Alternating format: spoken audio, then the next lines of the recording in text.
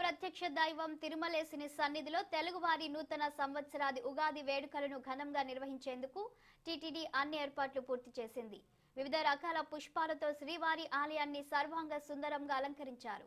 ఉగాది ఆస్థానం సందర్భంగా తిరుమల పుణ్యక్షేత్రాన్ని సర్వాంగ సుందరంగా టీటీడీ అధికారులు అలంకరించారు.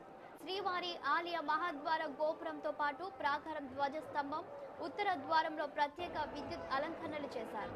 ఆలయంలో 5 టన్నులు వెలుపల 5 టన్నుల సాంప్రదాయ పుష్పాలతో అలంకరణ చేశారు. మరో 1,00,000 కట్ ఫ్లవర్స్ తో ఆలయంలోని ధ్వజస్తంభాన్ని, బలిపీఠం, ఉత్తర ద్వారాన్ని సౌందర్యవంతంగా తీర్చిదిద్దారు. మహాద్వారం గోపురానికి శ్రీదేవి భూదేవి సమేత శ్రీ మలయప్ప స్వామివారి కటౌట్ ఏర్పాటు చేశారు. ముఖ్యమైన ప్రాంతాల్లోని పుష్పాలంకరణలు కనువిందు చేస్తున్నాయి.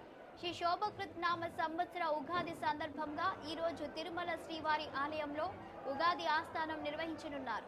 ఉదయం సుప్రభాతం, అర్చన, తోమాల సేవల తర్వాత బంగారు వాకిలి వద్ద స్వామివారికి ప్రత్యేక పూజలు నిర్వహించనున్నారు.